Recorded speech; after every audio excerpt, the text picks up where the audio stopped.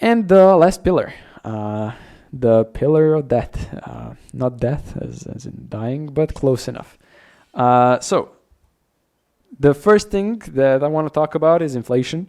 It's quite important to understand it because inflation is a source of nature that we all need to deal with. And it can work for you and it can work against you. And it's a topic that people tend to talk about, but maybe not like fully grasp it. So my hopes here is just to like give you like a general overview. So the inflation, simply put, is just the average rate that prices are rising. So if we average out the consumer goods like from year to year, how much they increased, they are just rising. And there's nothing like forcing them to rise. There's just like natural supply and demand, and prices simply rise. And then some economists calculate the inflation rate, and then that inflation rate is used in banks and stuff like that. It's all in all, it's just an average rate that the prices are rising. So in a stable economy, in a good economy, in a healthy economy, it's good to have a little bit of inflation. Like 1 to 2% per year is really healthy for an economy. It forces people to spend money because if you know that your money is going to be worth less next year and the year after that as a business or as an individual, you want to spend it because it's worth now more than it will be in the future. Also, it's the inflation works for you if you have debt. If you're like paying some loans and you're having like 2, 3, 4, 5% loan, the inflation eats into that percentage and it's quite beneficial for you. So essentially like helps you out.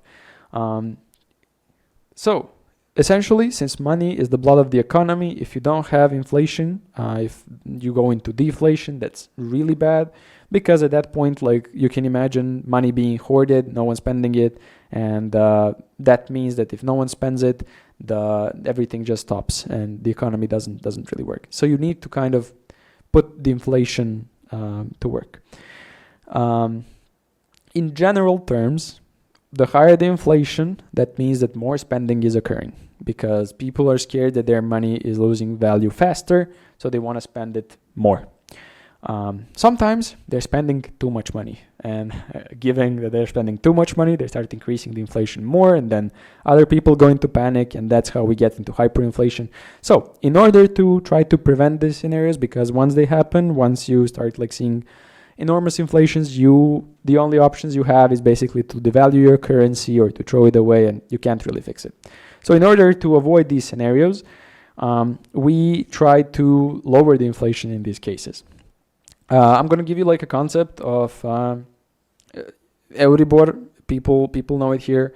It aims to produce a similar thing. So what this number represents is that every single morning of every day at 10:45 a.m., 19 largest banks in the EU region just like come to a meeting, and each one of them gives a rate at which they're gonna borrow the other bank's money, and that's essentially what Euribor is. It's essentially the average, excluding the most expensive ones, the least expensive ones. That's like details, but like it essentially shows you the rate at which banks are willing to loan each other money. And it's important for us because the higher that rate, because if the bank wants to loan you money, they're not gonna loan you for the same rate as they do to the other banks. They give you a premium. So if the Euribor is like 3% or 4%, they're gonna charge you an additional 2% or 3% just for like, because you're a higher risk investment. There's no reason to give you a credit for 4% if they can get that from other banks. They're much more safer. So what does this do in effect? In effect, when you increase the Euribor, when the number increases, the rates at which loans are credited are increased, and at that point, people simply stop buying houses, stop getting loans because it's getting too expensive. What you then accomplish is you're slowing down the economy, and that is aimed to then again achieve what we wanted to do when we were talking about inflation. It's aimed to slow down the inflation. So that's one of the mechanisms we're trying to lower the inflation by. And I want to show you like So fun parts, I guess, at least fun for me. I'm not gonna have this here probably, but the first one just calculates how much you would pay for, how much would, if you took like a $200,000 loan 30 years ago, and essentially it was at 5% rate, you would have to pay in total almost 480,000. And people look at this number and they'd be like, okay, why would I take a loan? I'm gonna pay like more than twice as much. But what people fail to account for is that this is not the same money it was when you initially took it. So you took the money 20 years ago and it had one value, and you're taking it out now and it has a different value. And this is not like a correct number, because this assumes that you're paying back the whole loan at one moment at the end of the duration. But the important point is that this kind of like shows you that if you have a really low rate loan, let's say like 3% or something like that, it is essentially free money, because simply put, the value of the asset is going to grow enough and the inflation is going to eat enough of your loan, so that even though on paper you're paying like 2 or 3 times more money, essentially in real value you are paying the same amount. That's why inflation is very helpful to you, especially when you have low interest rate personal loans when buying a house. So this is why like this looks awful when you compare it to the initial number, but when you take account the inflation, it's not really this number. It's closer to probably like 300,000 or 280 or something, but probably like a good calculator online for this. But it will deflate the amount of debt you have. This is also why when you're taking out loans, and we're going to talk about this later, and for example, your monthly rate is like 500 euros or something, and you fix that, that means that in the future, since the inflation works for you, you're going to be paying $500 each month fixed, which $500 today and in 10 years and in 20 years and in 30 years is very different money. It's significantly different. So that's why like locking it now today, if you have like a low interest, is a very good idea. Anyhow, we had some, we wanted to go back to the calculators I show you, and to kind of like show inflation, but I think we already did that. So I'm gonna go back to the presentation, because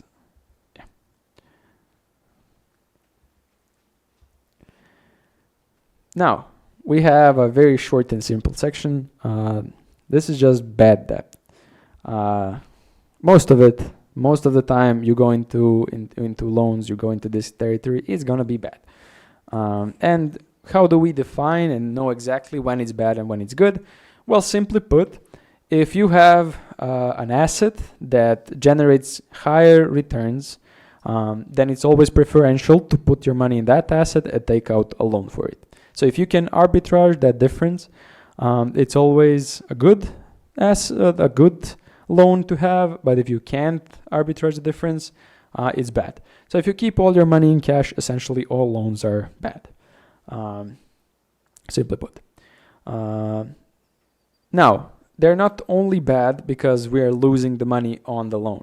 They're also bad because losing the money on the loan, we could have used it for something else. We already talked about opportunity cost, and we already saw how compound interest works. So if we miss time that we could have invested the money that's now spent on paying the credit for the loan, we are missing not only that money, but all the potential money that money would have made. So all in all, like getting into loans is very bad. I think people know that intuitively, but it's like it's really hurting you over the long run, because you're not just losing the money that the loan loses, you're losing an additional percentage that you could have gained if you did something better with the money. Also, like this is the optionality argument. If you lock in the percentage of your earnings every month, your options to react to situations are limited, your spending is limited, everything is limited, you are put at a higher risk of wanting to do stuff that you don't want to do. You're reducing your options the more obligations you have on yourself each month. Even like people have the whole like pay in monthly rates with 0% interest. In idea, that's good because you can invest the difference, blah, blah. But I also dislike the idea because you're borrowing from yourself from the future when you don't know what's going to happen in the future. So if you can't buy something in cash, probably shouldn't buy it on monthly parts. And we're going to talk about good loans and what they can do. And how can this happen? Well, there's like a really nice topic that I left for last. That like people kind of like, if they're new, if they haven't gone through the whole presentation, haven't learned the stuff that we learned today, may naively think that it's silly. But I want to put you like into a hypothetical scenario, right? I want you to imagine that you have 200,000 euros in cash. And you have an exact home in front of you that you want to buy, and it costs exactly that much. And you basically have two options. I'm just going to limit you to these two. You can buy the entire thing in cash right now, have it, no loans, no anything. You just have it, you just own it, you're done. Or you can get a loan. Now, this loan is currently a bit unrealistic with today's standards, unfortunately. But just looking at this loan, it's like 5% interest rate. It's 20% down, it's on 30 years. Now, initially you're like, okay, if I just like take out the loan, I'm gonna lose money because over the like 30 years, I'm gonna be paying more than I initially took it for. I'm gonna pay an additional, like a bunch additional, like more than 50%. But of course, you know better. You've been listening to me for the past hour and so, and you know that that's not really the whole picture, right? So let's say that instead you managed to reinvest this money into the tool that gave you 10% a year. Now, not only did you not go into the minus, you actually ended up profitable. So in this scenario, the money, imagine you have 200,000, you put 40,000 as a deposit, and you invested the 160,000, and then out of the 160,000, out of the profits that generates, you paid off parts of the loan every month, and then the rest just stayed reinvested. You would have been pretty good.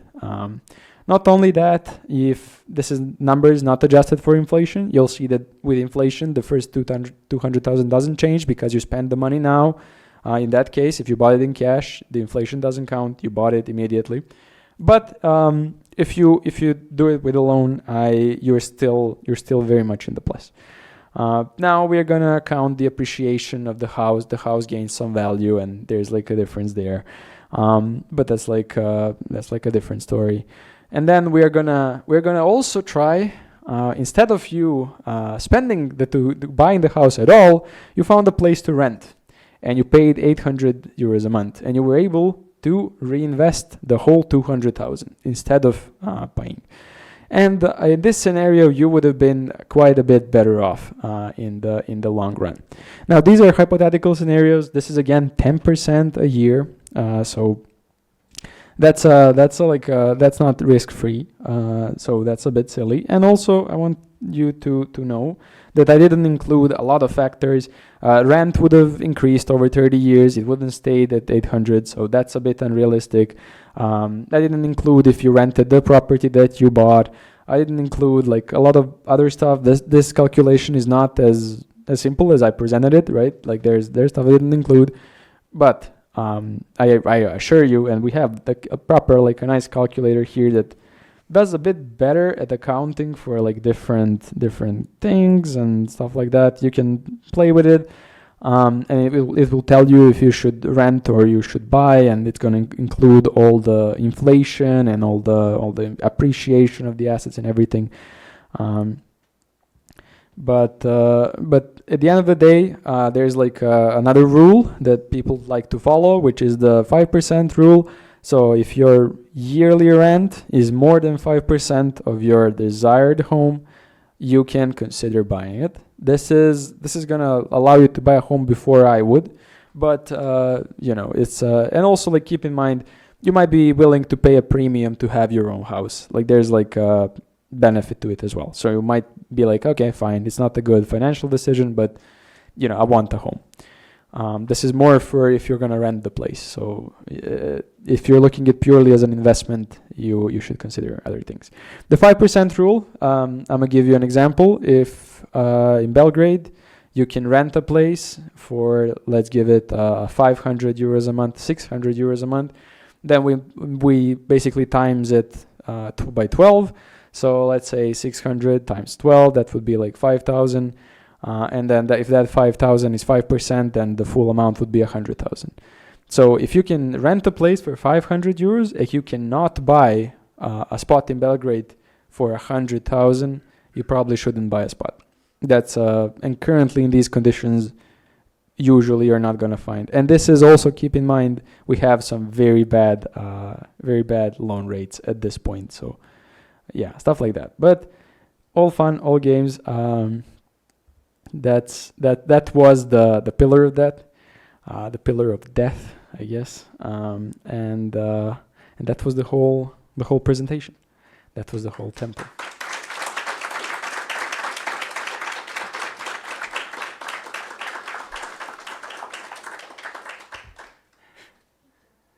Yeah, thank you all for coming out, and I hope I get to meet the folks that I haven't met in the lounge in front, and let's hang out a bit. And thank you for listening to me. I hope you found it interesting, and I hope you found the drawing of the temple inspiring, I guess. Yeah, that's all. Thank you.